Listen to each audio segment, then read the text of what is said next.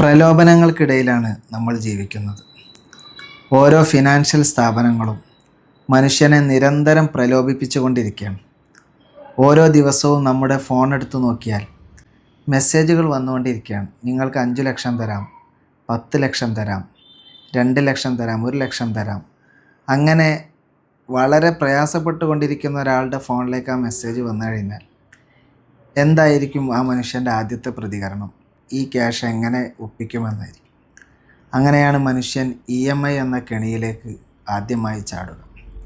അള്ളാഹുവും റസൂലും യുദ്ധം പ്രഖ്യാപിച്ച ചില ആളുകളുണ്ട്. അവരിൽ ഒന്നാമതായി എണ്ണിയത് പലിശയുമായി ബന്ധപ്പെടുന്ന ആളുകളെയാണ്. പലിശ വലിയൊരു കെണിയാണ്. EMI നമ്മളെ അതിലേക്ക് നയിക്കും. അതുകൊണ്ട് പ്രലോഭനങ്ങളിൽ നിന്ന്, ആഗ്രഹങ്ങളിൽ നിന്ന് വിട്ടുനിന്നുകൊണ്ട് അധ്വാനിച്ച് സമ്പാദിച്ച് ആ സമ്പാദ്യം കൊണ്ട് സൗഭാഗ്യങ്ങൾ നേടിയെടുക്കാൻ ശ്രമിക്കുക. പുതിയ തലമുറയുടെ ഏറ്റവും പ്രധാനപ്പെട്ട ഒരു കുഴപ്പമെന്ന് പറയുന്നത് ധാരാളം സമ്പാദിച്ച് സൗഭാഗ്യങ്ങൾ നേടേണ്ടതിന് പകരം അവർ സൗഭാഗ്യങ്ങളൊക്കെ ആദ്യമേ നേടി അതിന് മാസത്തിൽ അടവടച്ചുകൊണ്ടിരിക്കുകയാണ്. അത് കൂടുതൽ കാലം നിലനിൽക്കില്ല. കൂടുതൽ കടക്കണിയിലേക്ക് മനുഷ്യനെ എത്തിക്കും. അതുകൊണ്ട് ബി കെയർഫുൾ.